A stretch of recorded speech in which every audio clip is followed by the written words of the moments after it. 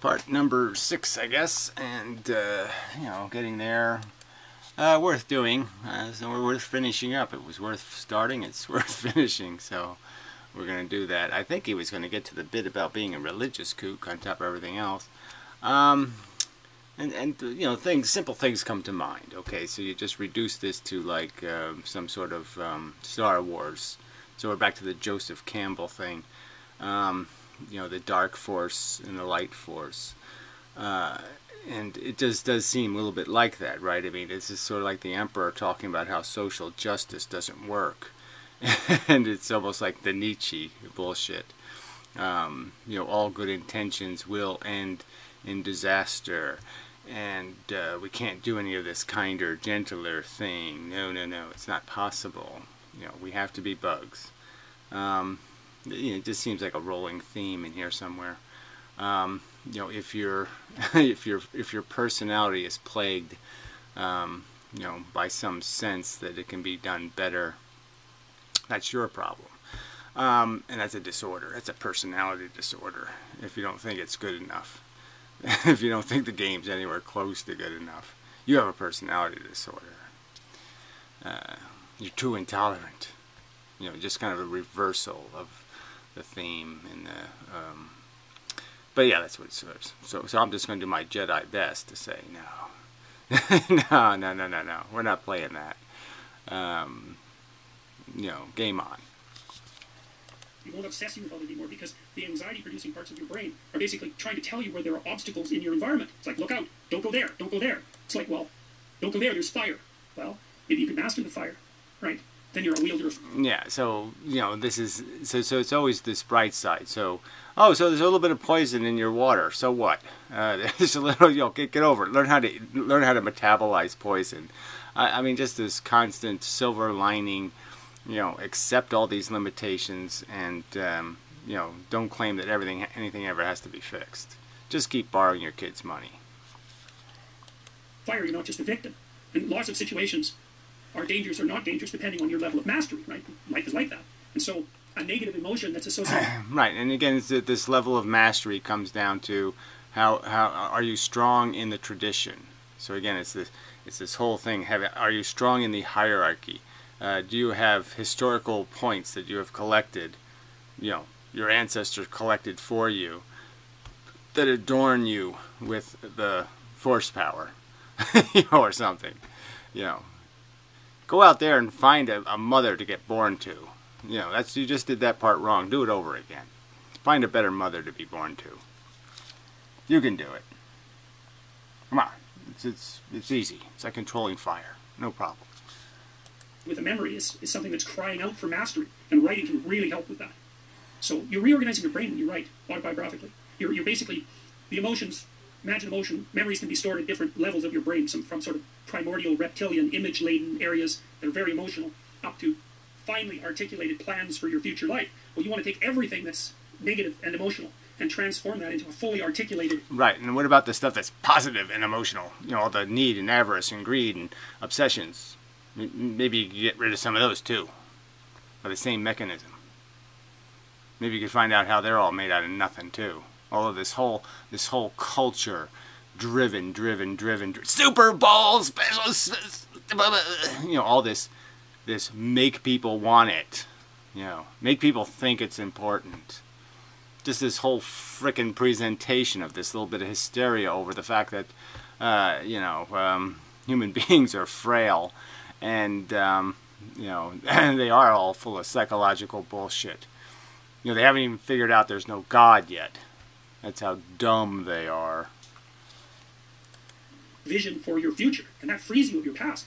You shouldn't be thinking about your past. I mean, maybe if you're 80 and, you know, you're going over a well-spent life, that's a different thing. But if you're 30, 35, or 20, and most of the time you're thinking about your past, it's like your soul is trapped back there.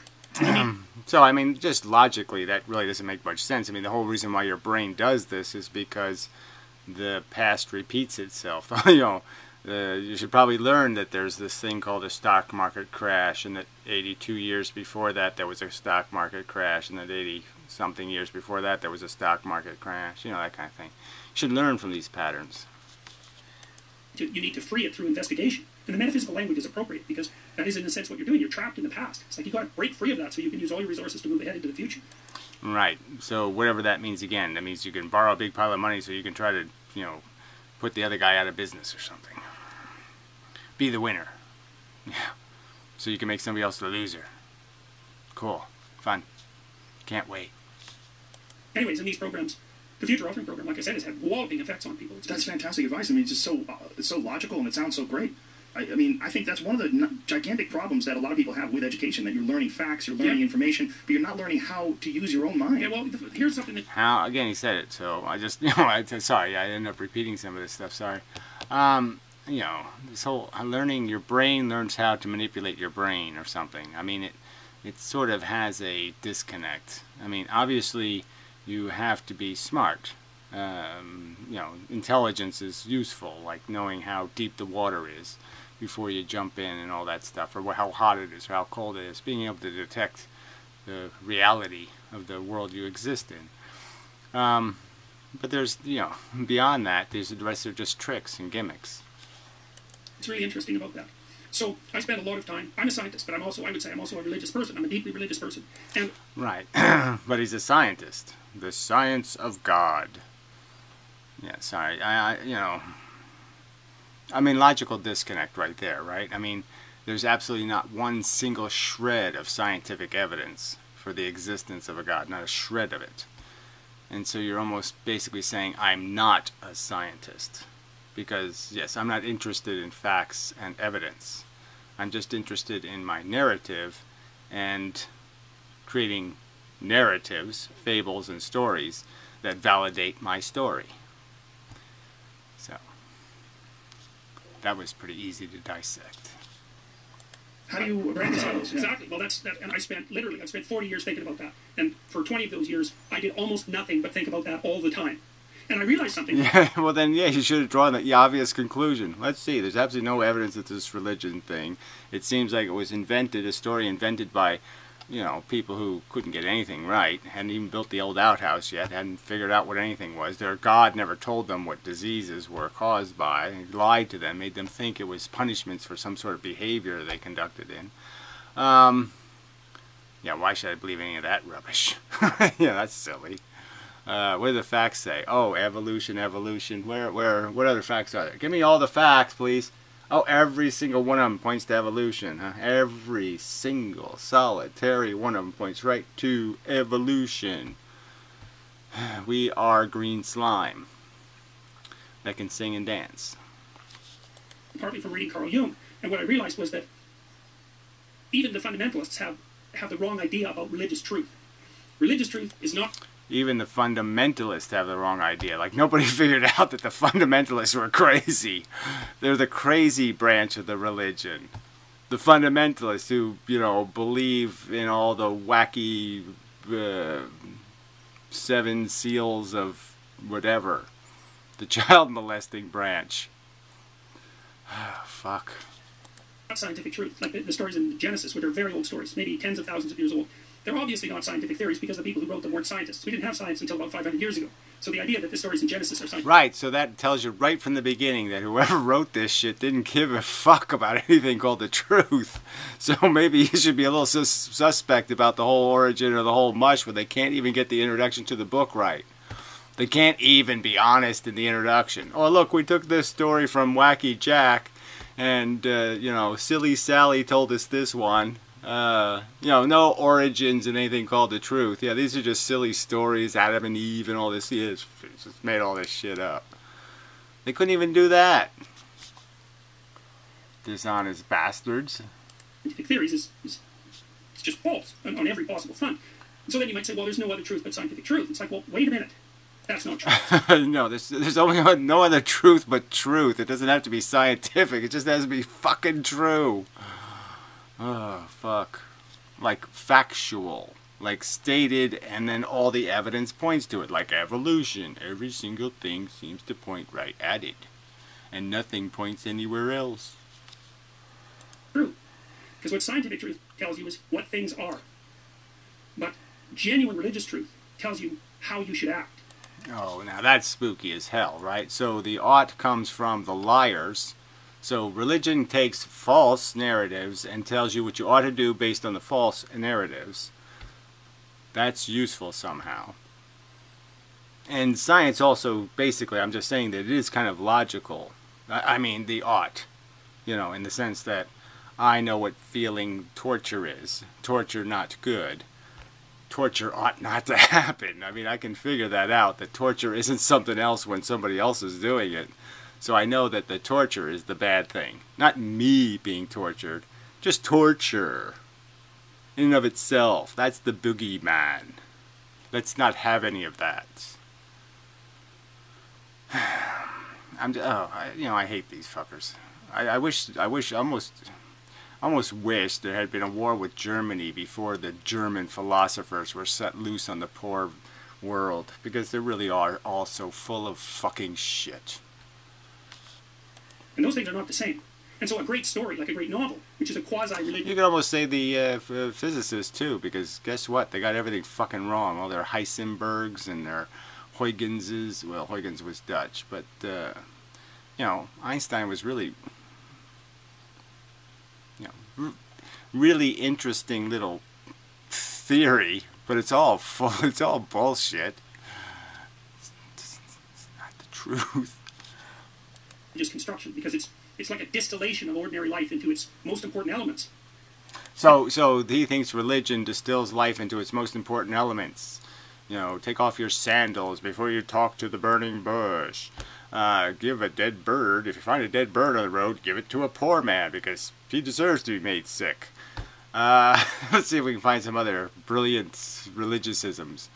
I mean, the Bible's full of rape and pillage, the whole New Testament, Old Testament.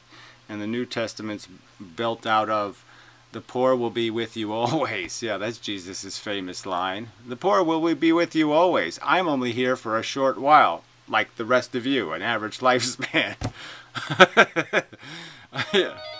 I don't know. It sounds like nonsense to me. Stop it. Fucking. I'm not supposed to say fuck, but we'll see. See if I can do anything about that. That's a map about how you should comport yourself in the world. And you might say, well, what do you mean by should? And because that's the question the moral relativists ask. And there's an answer to that, too, as far as I can tell. And I got this partly from reading Jean Piaget. So imagine that here's how you should act. You should act so that things are good for you, like they would be for someone you're taking care of. But they have to be good for you in a way that's also good for your family. And they have to... Okay, so my family, again, so we're back to this my thing. My family. So again, there's some sort of logic to this idea of nepotism. So nationalism, racism, nepotism, we can sit there and say these are all right things because somehow there's something automatically better about my family than your family. And I should logically think that's correct. I shouldn't do the opposite, which is recognize that I have an obsessive emotional attachment to the my people, okay? And it's a huge bigotry and a huge unfairness. And just recognize it as that. I'll still act on it often, but I'll recognize it. And then when it really comes to push comes to shove, when it's really important, I'm not going to sit there and say, my people are better than your people. I'll give my kids the 50% cheat in the race. I'll go to the town square and they'll have a three-legged race, and because I'm a rich man, I'll say my kid's entitled to he's entitled to start the race halfway down the track. I'll know that that's bullshit. Frickin' bullshit. And I won't take that cheat merely because tradition says I'm entitled to it. Because I'll know that's bullshit. Be good for you and your family in a way that's also good for society. And maybe even also good for... Okay, so all this crap, right? So somehow you went from taking care of somebody to doing something that's good for everything. Well, it can't be good for everything. There's not enough good. There's only so much frosting, all right? And so you have to be fair about how we're going to distribute it. But it's always going to be less than enough. So this is just more fake idealism.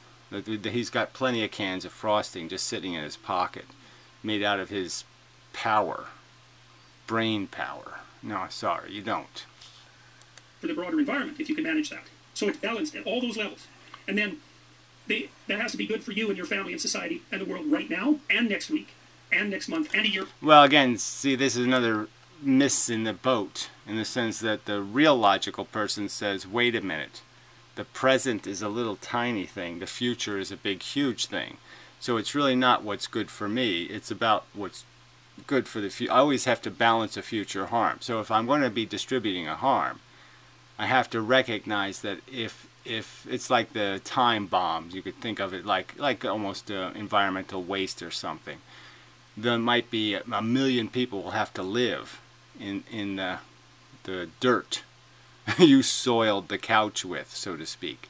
And so if you make a stain that can't be removed, carbon, you do something that can't be fixed economically, then yeah, it's going to affect your comfort. The fact that it gave you some short-term peace or benefit, the long-term harm is the one that weighs much more, because the future is much bigger. The future is going to last a lot longer than the present. So yes, that's not logical. From now and 10 years from now. And so it's this harmonious balancing of multiple layers of being simultaneously. And multiple layers of being simultaneously, all this stuff, that you're not going to be able to do any of that. So you're going to have to make these hard choices and hard recognitions that no, it's not okay to keep borrowing your kids' money. It's not okay. That's a Darwinian reality, I would say. Your brain is actually attuned to tell you when you're doing that. And the way it tells you is that it... Well, that's a lie. Your brain is a selfish piece of shit. And the only thing that makes you... that's why you look like an animal when you're uneducated, is because your brain is inherently not very smart. And it's nepotistic, racist, it's paranoid, it's entirely bigoted to a silly associations, because one snake is poisonous, all snakes are poisonous. That's what your brain is intrinsically or fundamentally. And it's only through edification that you became capable of recognizing, no, there's a whole class of snakes that don't have fangs, and a whole class that don't have poison glands. So, there's no reason to judge all snakes, because some snakes are nasty. It reveals that what you're doing is meaningful. That's the sign that your nervous system is adapted to do this. It's adapted to exist, I would say, on the edge between order and chaos. And chaos is where things are so complex you can't handle it, and order is where things are so rigid that it's too restrictive. I don't think there's any such thing as too ordered and restrictive. I think we love habits. Animals demonstrate that all the time. They love their house to be where their house is supposed to be. They love the right blanket to be in there, the right toys to be in there. No, we love order, so let's not pretend that's not true. I just don't want to live in your definition of it. I don't like your toys. Between that, there's a place that's meaningful, where you're partly stabilized and partly curious, and you're operating in a manner that increases your scope of knowledge. So you're inquiring and growing, and at the same time, you're stabilizing and renewing you, your family, society. Well, I'm just saying this is called gobbledygook, so this is just mishy mush. This is nothing really brain science in any of this tripe, in terms of what our brain really does, in terms of identifying things and associating them with other things, and classifying. And that's all your brain is really doing. It's just acquiring knowledge of properties, creating categories, and therefore classifying things into those categories. Good, bad, smelly, not smelly, that kind of stuff. Nature, now, next week, next month, and next year. And when you have an intimation of meaning, then you know you're there. And I can give you... Intimation of meaning. So I'm just saying, I don't think somebody could spend years and years and years to try to figure out what the fuck that meant. Intimation of meaning. Oh, I just had one of those. Oh, it's a little twitchy anus thing, I guess. An existential demonstration of that. So imagine... existential, whatever that means. Beyondiness. What does that mean? More gobbledygook, mishmash words. Each of these levels of existence, the way I just laid them out, are like patterns. They're patterns within patterns within patterns within patterns, and there's a way of making all that harmonious. That's what music models. Whatever.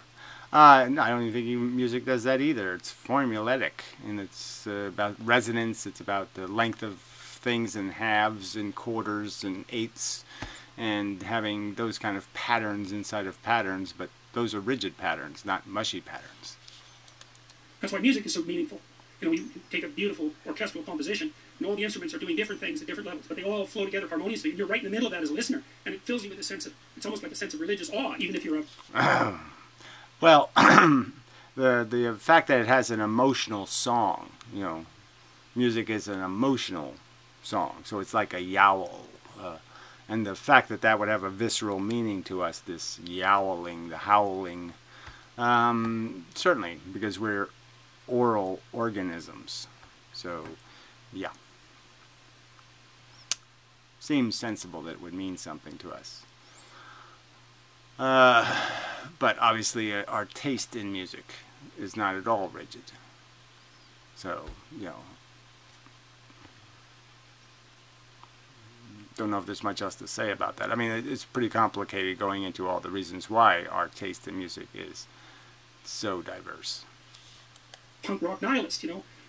And the reason for that is because the music is modeling the manner of being that's harmonious. It's the proper way to exist. And religious writings, in the deepest sense, so those are archetypal writings, are guidelines to that mode of being. Religious writings are a guideline to something. So amazing. You know, amazing that, whatever, I don't know what kind of people are watching this tripe, you know, Joe Rogan show. But that's what they want to hear, that there's great logic and sense and meaning in religious mush. I mean, there's, whatever, 2 pages out of the whole thing that's worth anything. 2 pages. So they're not true, like scientific truth is true. They're, I think of them as they're hyper-true or meta-true. It's like we take the most true things about your life, and then we take the most true things about 10 other people's lives, and we amalgamate them into a single figure. Yeah, I would say that if you did that logically, you'd find out the most relevant truths are is that you evolved here on planet Earth from green slime, that you're basically a programmed mechanism completely owned by the culture that bred you, so to speak, and the decade of meaning that you're born to. That's why they even call people millennials and all that kind of shit, is because we could almost be described as a class based on what generation we were hatched in. These are the things that own us and the things that we have to outgrow, so to speak. What? I mean, really, I just fed you and just let you in, and now you sit there and bitch at me. Let's see, the animal is retarded. Yeah, that's it. They don't do this ordering of, you know, recognizing as much as they should about bad patterns. But he is pretty good at not pooing in the house and such, so I guess I shouldn't complain, really. Does quite well for somebody who never went to school. That would be like a literary hero. We would take 1,000 literary heroes, and we extract out from each of them what makes the most heroic person. That's a religious deity. Okay, so that's what a deity is. So God is heroic when he demands obedience. And he says, "Thou shalt dunk thy head in water to validate your love of me." And he has to inform us that there's no other silly gods before him. And then when he smites people, he'll do something clever like saying, "Well, whatever the worst thing is that you do, I'm going to do to your people. Nah, nah, nah, nah, nah." So that's heroic. God is a heroic figure as he kills the women's and the children's. You know, all of them. Every single one. As he punishes the children of Eve, the daughters of Eve, as he punishes them for all time for her trespasses. That's such a heroic thing to do. That's just so manly. Your pathetic revenge. Oh, that's just so charming. Fuck. You be loop-de-doo, buddy. That's what Christ is. He's a meta-hero. And that's... a meta-hero who said, the poor, fuck them, they'll be with you all the time, they're just a blight, they're just a pain in the ass, fuck that shit, it doesn't matter, I'm important, I have sore feet, and the hooker woman's cute. You don't get it? I'm gonna spend the money on the hookers. Alright, so quit bitching, fucker. Yeah, no, that's heroic. You know. He's got a forever place. So again, we're talking about the old safety net thing, right? He's got a forever chair right next to the most holy of the Holy Ghost and God. So he's right there between the Holy Ghost and God in his little chair forever. And we're going to call him the hero. When all of us are facing hell and, you know, almost, there's no way I'm going to be able to account for anything I've done. So yeah, fuck it, I'm going to hell. And we're supposed to give a damn. Oh, come on.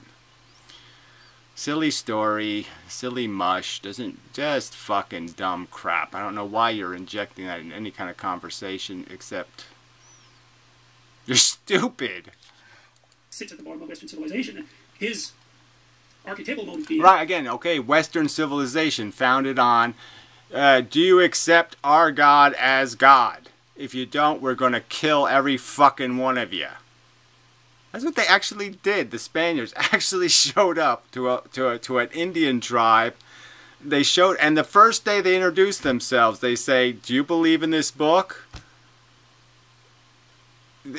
Like they were supposed to have read it somehow. It's written in Spanish. They're supposed to read it. I mean, that's pretty amazing, isn't it? I mean, just as a story of hilarity, and then all of a sudden they just pulled their swords and hacked them all to pieces. Because they said, no, fuck you. What are they talking about? What do I do? Put plants on it? What do I do with this thing called book? I mean, come on. Western civilization. It's theft. Is true speech. That's the fundamental idea of Western civilization. And it's right. And it's right. Because we wrote it in our book and it's right. And our God is God. Christians are good. Muslims are bad. You're both fucktards. Now, when you say... When you, oh, he really is a religious kook. Did you see how he was like, oh, I just made a great speech for God. God is going to be so happy with me. I just really nailed one for the God. I talked about music and got them thinking about dun dun dun dun dun dun dun dun dun. Oh, and I got them feeling all heroic, and I talked about heroes and be a hero for God. Jesus, these people are scary. What'd you just say? Well, whose show is this? What's my name? It's always squinty-eyed. Look, it's always, I have a furrowed brow. You're doing too many words. Too many words, man. Too many words. Oh, I just shit my pants. you talk about this harmonious frequency that's achieved. Harmonious frequency. You never say anything about a frequency. Okay, I guess you're connecting. See, this is how the brain works. It does association. So he associated music with a frequency. And so now he's applied, oh yeah, okay, so we do this harmonious thing and we put frosting on the entire cake at the right frequency. Yeah, I dig it. Ooh. Can we have lava lamps too? Can we put a lava lamp on top of the cake? How do you reconcile all the stories that were, like, say, in the Old Testament, that were extremely violent or they're ridiculous? Like, who's the guy that they made fun of? The children made fun of him, so God sent a bear to kill the children because they made fun of him for being bald. There's a bunch of stories and ridiculous tales in the Bible that obviously have the hand of man on them. How do you separate those from the beautiful concepts that are outlined in religion, like, you know, treat everyone as if they are your brother, you know, love and let love. Love and let love. That was pretty close, right? I mean, it almost says that, except you're not doing it. Don't love the gay guy thing, you know, don't be gay. Didn't like the being gay. It's very difficult because just throw stones at them gay people. What about that part? That doesn't sound very harmonious or any of that kind of crap. And then you could have asked the guy that, and then the guy would have had to directly say, oh yeah, no, gays is wrong. Of course. Oh, you didn't know I was a homophobe? Oh yeah, I'm a big time homophobe. No doubt about it. I hate them fucking gayers. Well, in the Old Testament, let's say, the Old Testament was obviously written by people who were deeply tribal. Right. And of course, we're also deeply tribal, and some of the problems that those people... So again, he's trying to reclamate this bullshit as if it's some sort of narrative we should pay attention to, because now he's going to say, okay, yes, it's not the story of God, it's the story of great men of the past who had great knowledge and wisdom. These are the same people who owned slaves, right? They're so perceptive. No. They're not very perceptive. They're ignorance. The past is ignorant, and it acquires facts as it moves along, and it becomes like Benjamin Franklin or Da Vinci and all those kind of people. It becomes Renaissance man kind of thing. But there weren't no Renaissance men before the Renaissance. They all kind of sucked. What you're trying to sort out was, well, how do you organize yourself within your own tribe, justly and mercifully, and at the same time defend yourself against the barbarians who constitute other tribes? Well, that was the problem that humanity was trying to solve when it was amalgamating all of its tribes. And it didn't solve it with anything else but, well, just kill everything. If you kill it, then it can't cause you any trouble. So yeah, let's go out and just annihilate everything that ain't us, and then we win. Oh, gee, that was a complex and thoughtful solution. A process that obviously still hasn't finished. And yes, we haven't killed everybody yet. So yes, still in the process of killing all the other people who aren't us. Ways that you protect your own tribe rapidly become horrifying, and so many of the stories in the Old Testament that have to do essentially with tribal protection are immediately horrifying. But there's also a developmental pathway through the combination of the Old and New Testament that show, I would say, how that morality that was fundamentally tribal to begin with transformed itself over thousands of years into a morality that was that transcended tribal distinctions. And so part of the imposition of the New Testament onto the Old Testament was the imposition of a morality that transcended tribal morality onto a morality... Right, so, and we haven't gotten anywhere near that because we're still doing this stupid tribal thing, right? I have to live in a stupid town, I have to live in a stupid state, I have to live in a stupid nation, I have to, you know, the axis of whatever, a group of the civilized nations against the uncivilized nations. So, you know, we're still playing the same stupid game. What we should just do is give unto Caesar that which is Caesar's. See, that was a good line. And give unto our gods which belongs to our gods. So, you know, one set of rules for cross-border play, another set of rules for in-border play. It was fundamentally tribal in origin. But the New Testament, of course, was constructed by Constantine and a series of bishops. They took things out, they added things. Yeah. I mean, how... So... Well, it's not much different. Here's a way of thinking about it. Okay. So, I have a friend who's a comic book writer. So why does... Yeah, so he has a friend who's a comic book writer. Well, that's just about what the fucking Bible is. So again, what's the point? I mean, why are they... You know, it just amazes me that modern humans, supposed to be educated professor, speaking to some guy who's supposed to be relevant, and here they are wasting time dissecting the meaning of the Bible. And I've talked to him a fair bit about archetypes in comics, for example. He was a student of mine at Harvard a long time ago. And the comic book universe is a very interesting one because obviously these fictional characters were thought up by single people. And then the fictional characters were transformed into stories, and then the stories were sent out into a broader community. But then what started to happen was the broader community started to stay in contact with the people who are writing the stories. And so if you do something like write Batman now, there's a bunch of things you can't do with Batman because there's been a collective decision made in the entire community of multiple writers and the entire community of multiple readers that have decided that there's a core story that has a certain structure and certain elements, and so there's this... Yeah, well, that sort of makes sense, right? I mean, gee. Well, I guess he's going to apply this to something. All right, let him continue. Collective process of imagination that's gone into constructing what you might describe as a heroic meta-narrative. And the reason I'm using that as an example is because... Because it has absolutely nothing to do with the Bible, because the Bible doesn't have any of that coherency. 1 minute you're supposed to be, you know, bashing your sword into plowshares, and the next minute you're supposed to be smiting the enemies of God. So what the hell of sense does this make? Oh, it doesn't have any applicability to the actual circumstance. The Bible is a hypocrite all over the place. The poor will be with you always. From the Savior, I come to bring you the new promised land, and we're still going to have poor people in it. I mean, that's called failure, not success. There isn't a lot of difference, perversely enough, in the construction, say, of comic book heroes and the construction of religious deities. And I'm not saying that religious deities are nothing but comic book characters. Or maybe I'm elevating comic book characters. Ugh, what a dirty desk. So he has a Buddha here. Oh, that's just so special. And all of this rubbish and deer antlers. That's supposed to be charming, I suppose. Yuck. Characters beyond the status that they normally attain. But he has more dead animal horns over here. Eesh. Creepy fella. If you think about this, for example, with regards to something like the construction of the recent Marvel universe, I mean, those Avenger movies are among the most expensive technological artifacts that human beings have ever made. and they drive our computational capacity to its absolute limit. And the reason for that... Well, whatever that is. Special effects, yes. I think the Matrix movies, you know, probably box office killed that crap, but whatever. It's because we're using that fictional space to lay out an archetypal and mythological view of the universe. It's a practice domain for modes of being. I mean, in the Marvel universe, obviously Tony Stark, Iron Man, is technological man, right? He's trying to develop a real relationship with his partner, Pepper Potts, who's, you know, her own sort of independent woman, and he's attempting to use technology to build himself up into something that has the status of approximately a god, to transcend mortal limitation and all of that. So there's a deity-like aspect, the growth of a deity emerging there, and then of course Thor and Loki they're not comic book deities at all. They're actual deities. They're the hostile brothers. It's an archetypal pair. Like, yeah, I don't have anything to say to this rubbish. Yeah, so it really all back all the way to Joseph Campbell and, you know, these fake metaphors of good conquering evil with just special thoughts, you know.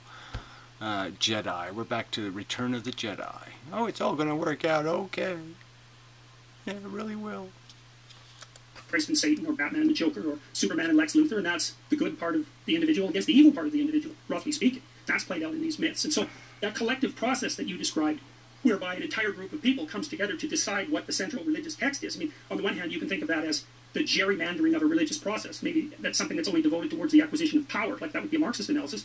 But on the other hand, you can think of it as the collective imagination attempting to build a dramatic, an exemplary drama that everyone can act out. And it's in acting out that exemplary drama that we are actually able to interact in a civilized and productive manner. Like, look at... Oh, gee. So this stuff means something to people. This whatever that was.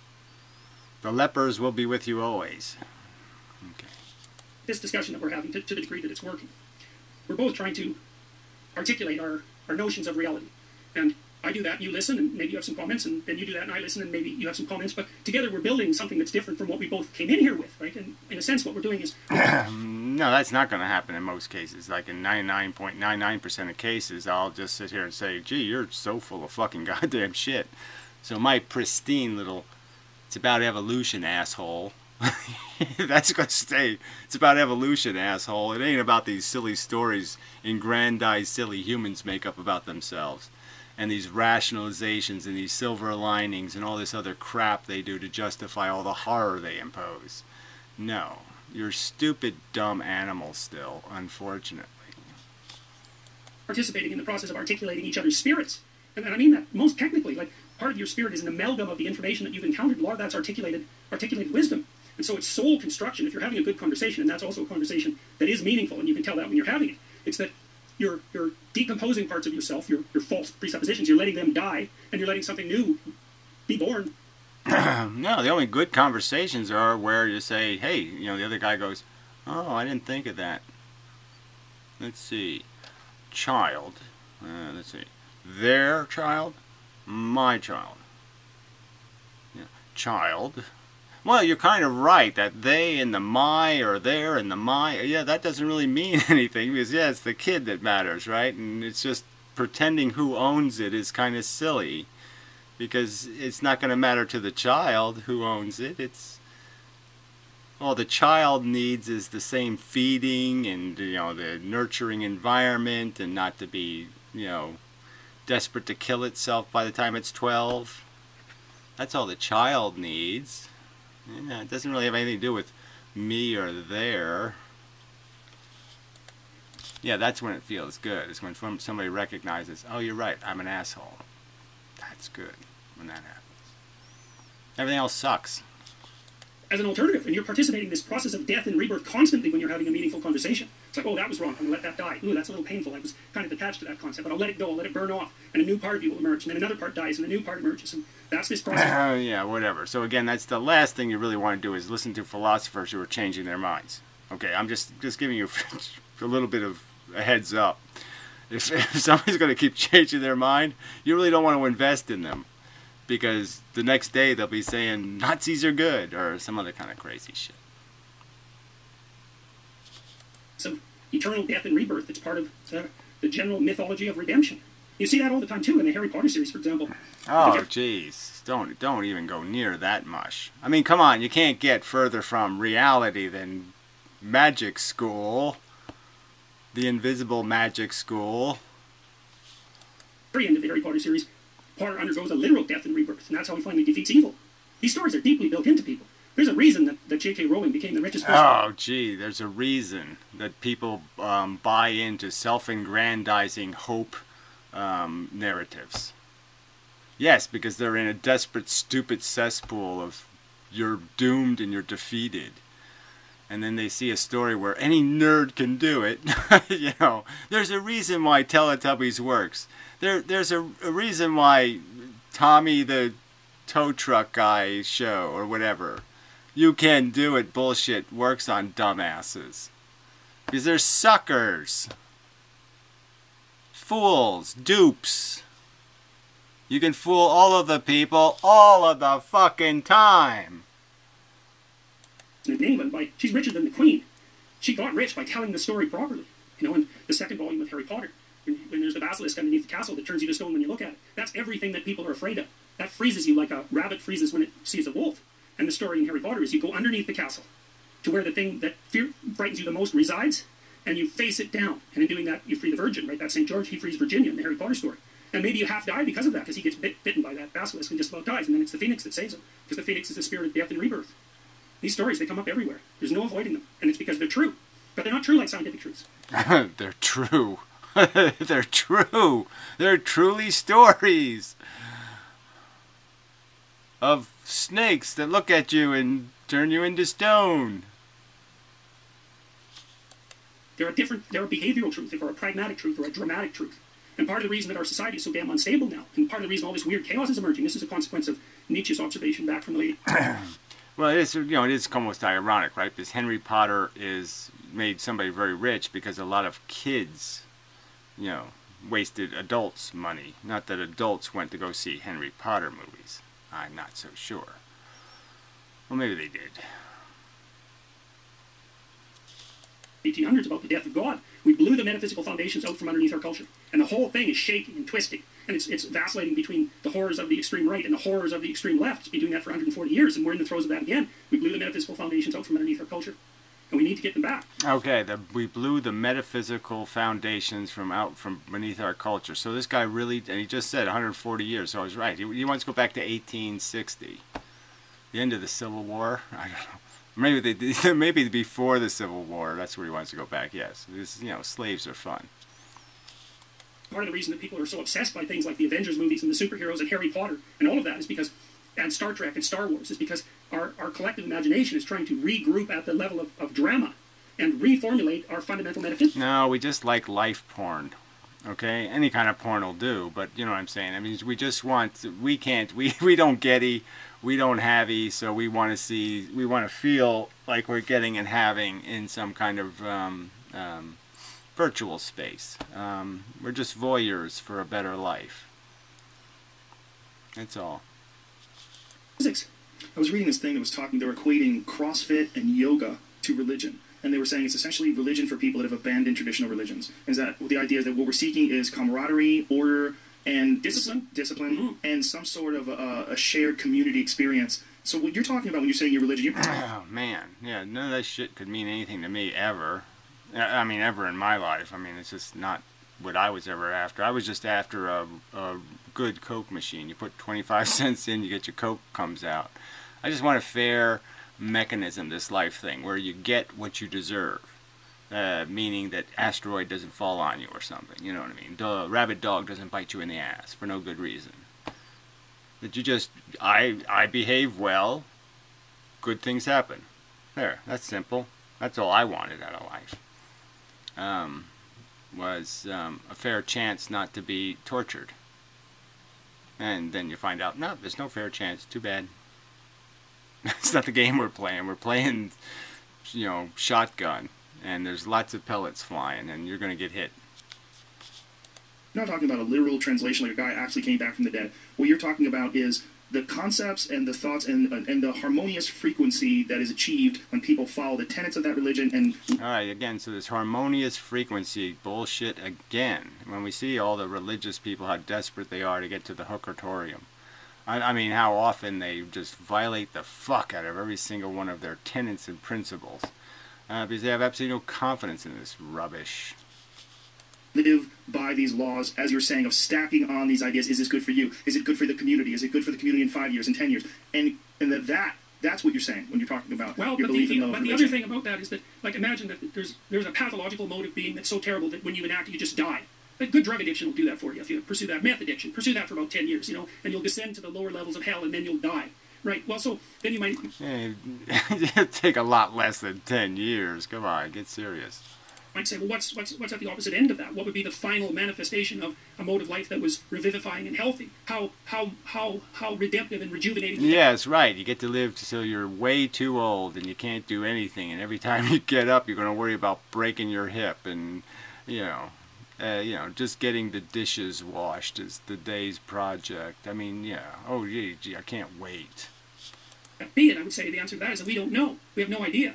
And these ideas of death and rebirth are definitely true on the micro level. Like, so the developmental psychologist Piaget said, for example, that when you incorporated new information, however you did that, learning or conversation, that new information would exist in contradiction to something that you already presumed. And so that thing you presumed would have to disintegrate and die. And then something new would be born. That can happen at different levels of analysis. So sometimes you learn something minor. And sometimes you're shook to your bloody core, and you undergo a descent into the underworld, fundamentally, sometimes even a descent into hell. That's where you get genocidal and resentful. And then maybe you're lucky and you pop up reborn. Well, yeah, so this is stuff you've done in your life, fella? I don't know. You went and saw some of them, what? You went to some Asian hookers? With knives? Those exist as constant metaphysical truths. That's how human beings transform. We don't know the upper limits of that transformation. We have no idea what that might be. Because I don't know, for example, how healthy you could be if you were as healthy as you could be, if you straightened yourself out completely. I don't know what limits you could transcend, and neither does anybody. We do know what limits you can't transcend. Kryptonite at minimum, right? Like, even if you're a Superman, you still have kryptonite. It's still a problem. What the fuck is this shit? What is this shit? Oh, that's right. It's just shit. Move on, Gary. Anybody else. So we don't know the upper limits of the truth of these religious stories. Now, we do know what happens if you let go of them too badly. You end up with something like the Soviet Union, or Mao's China. Right, okay, so we're back to that again. So, yeah, somehow if you let go of silly fables about our origin and do this science evolution thing, then that will make you into a communist, and a homicidally murderous communist of some kind. And what else? But you will get Sputnik out of it, so that part's true. But yes, everything else will be bad.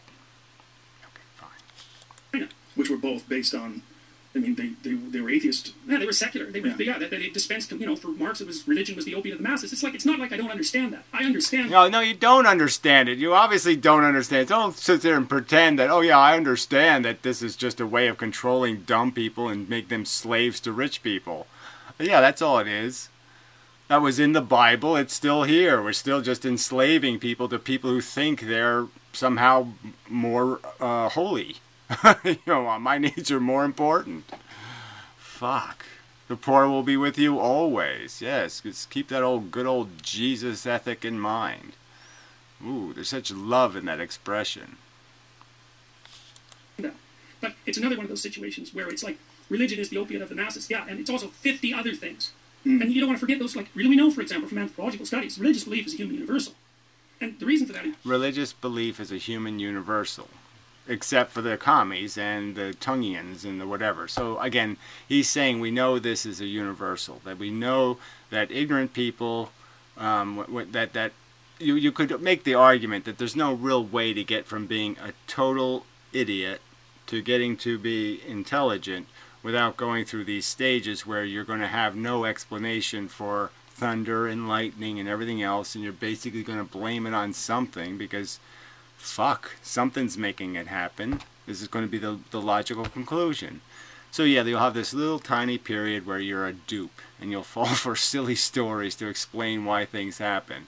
But then you'll acquire facts and realize, no, weather happens. It doesn't have anything to do with God hating us.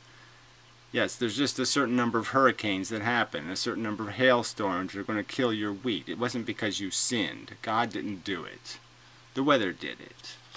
Part is because there is a distinction between good and evil. And there is a distinction between good and bad. Otherwise, you wouldn't do anything. Like, you're always striving for the good. I mean, unless you've taken a malevolent turn. It's a natural impulse in human beings to make what is better. Well, it means we have a deeply inbuilt sense of what constitutes better. No, we have a built-in sense of competition. And so if the competition is who can look like they did the most good, you know, if that's what you get gold medals for, well, then you're going to try to do that. Pretty much. That's why people fall into both categories. That's why it's so easy to pull people to the dark side. It's because they have a lot of good gold medals too. You know, and that's the negative side. Crime does pay. Lying does work.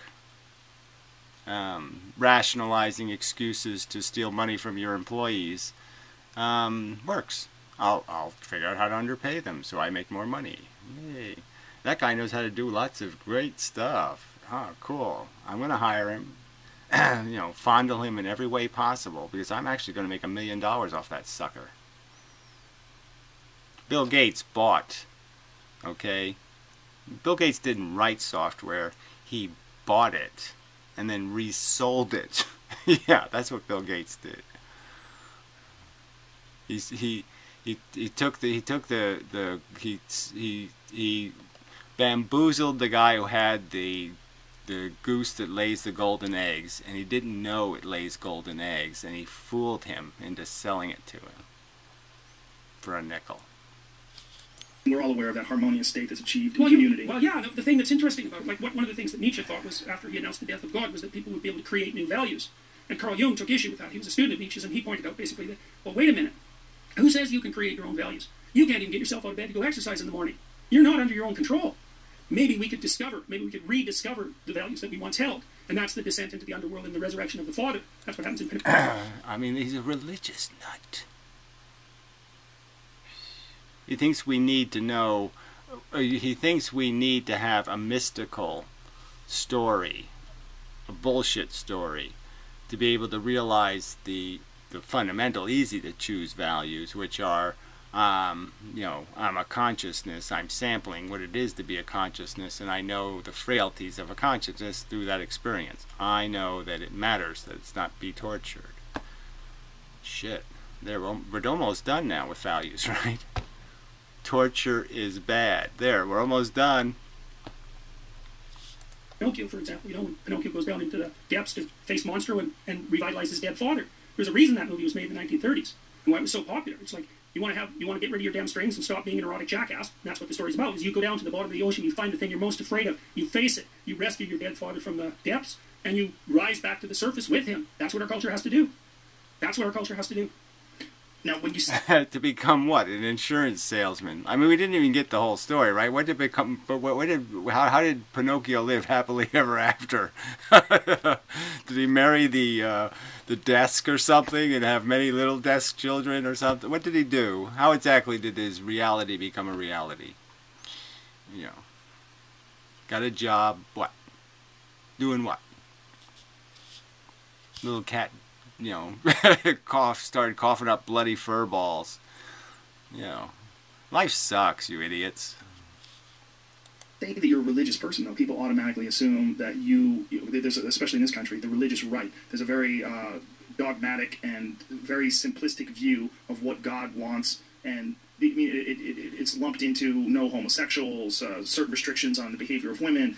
If you look at the Bible, and the Bible is obviously a reflection of the people that lived at the time where it was constructed, although even trying to fit... Yes, well, I don't know why, Joe, you don't come right out and say, well, look, fella, if that's what you want, then aren't you really just saying you want to go back to 1876 and we'll just take property rights away from women and, you know, tell them to shut the fuck up and beat them when we want, rape them when we want?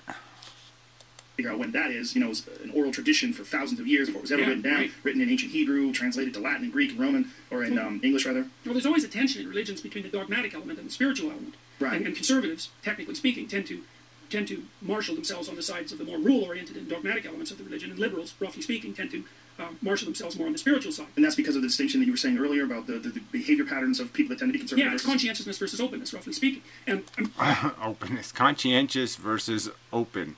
So it's conscientious to be a dogmatic authoritarian telling other people they have no rights. I don't think that's conscientious. I mean, the dogmatic structures are necessary. The dogma is necessary because it conserves the structure. But the spiritual aspect is necessary because it updates the structure. And there's always this tension, and there's a tension in people. It's like you have to believe things, or you Yes, build a cage, put the women in it, and then they can aspire to be Jedis and escape. What a wonderful circle of life. Fuck that. It exist. You couldn't act. You have to hold on to the dogmatic structure of your belief, but you have to be open for its update on a continual basis, and that's basically what consciousness is for. Seriously speaking, consciousness is the thing that... Yeah, consciousness was invented by God so we could criticize this silly story he wrote with the hand of horse people. Attends to the unknown and to the anomaly, and integrates it with the structure. And there's meaning to be found in that too. That's to boldly go where no one has gone before, you know, in the words of the Star Trek writers. That's something that deeply appeals to young people when they watch that sort of thing. But so what the fundamentalists are doing is they're trying to hold on to their tradition. And it's no bloody wonder, because if the tradition falls apart, you end up isolated and drowning in the ocean alone. But if the... Yeah, whatever. Only if you're dependent on the tradition. Only if you're a homophobic, stupid cunt. Yeah, otherwise, no problem. Hey, I just got that crap and let it fall to the ground, and I'm free. I'm free of this stupid shackles of this idiotic notions of the poor being with us always. Yeah, fuck that too. Fuck all of that crap. Tradition gets too intense and restricted, well then you're just clones in a prison, and that's these two forms of hell. In a sense, they meet. You know, if they get extreme enough, they meet. The hell of absolute chaos and the hell of absolute order.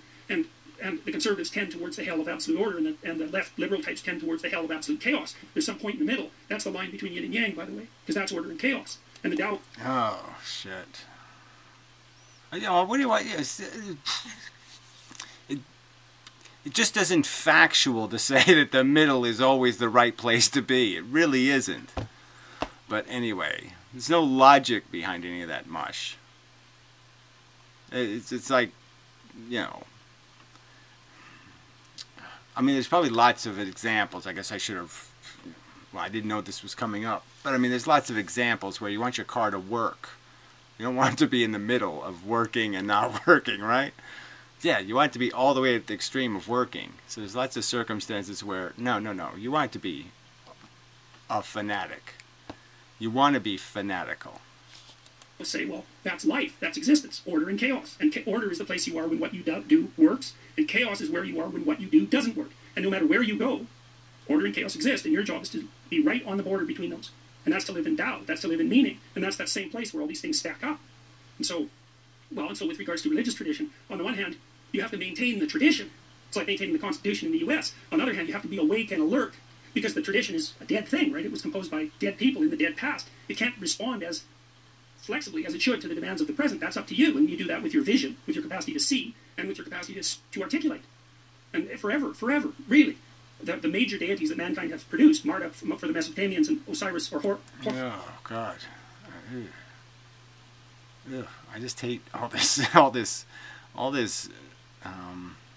I mean, these are, you know, fake metaphors, and then they're dragging them into the future, and so they're sitting there basically remaking a story that has the three blind mice, you know, and the three pigs, and, you know, Goldilocks and Little Red Riding Hood, and so they're just cramming all these little stupid stories together into some sort of narrative, and it's just stupid.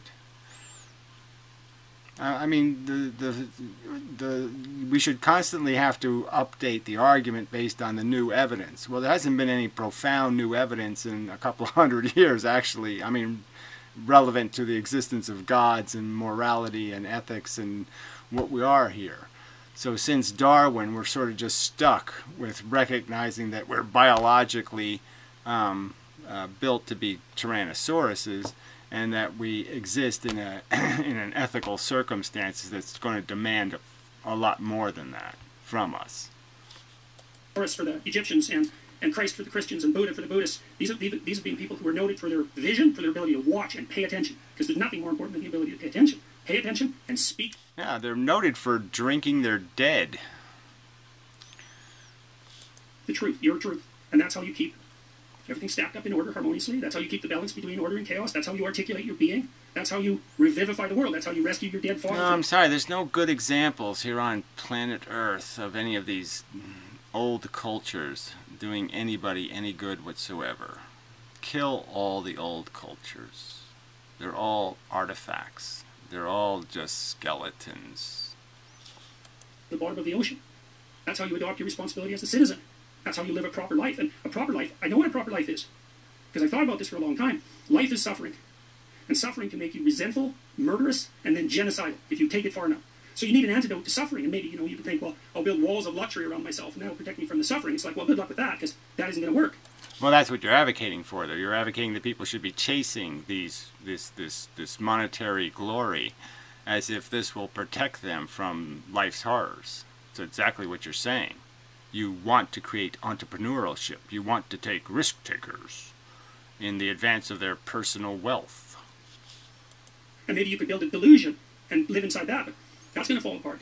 Well, what is there that helps you fight against suffering? That's easy. That's the truth. The truth. Oh yeah, the truth helps. Oh yeah, the truth that it's inevitable and you're fucked. Oh, that's really great. Thanks. Yeah, makes me feel so much better. It's an antidote to suffering. And the reason for that is because the truth puts reality behind you so that you can face the reality that's coming straight at you without... So again, that doesn't make any sense, right? You can watch your family die as you get older and just say, oh, it's going to be my turn. Great. Fun. Can't wait. Becoming weak and degenerating and becoming resentful and wishing for the destruction of being. Because that's the final hell. The final hell is your soul wishing for the destruction of everything because it's too painful and you're too bitter. It's too big a waste. That's right. And again, you didn't. And your glory is what? You again didn't. You didn't have the opportunity to give us the description of the the enduring value that makes up for it all. That takes all the suffering away. You didn't. You just said, don't pretend the suffering doesn't exist. You said just close your eyes to it so you don't see it. So you can keep walking into the same brick wall over and over again. Then you can take your fucking kids and smash them into it too. Take your kid and take his face and smash him right into the fucking wall. Brilliant. Gosh, you have to be a professor to be this stupid. So anyway, gotta go. Till next time and such. One more to go, I think.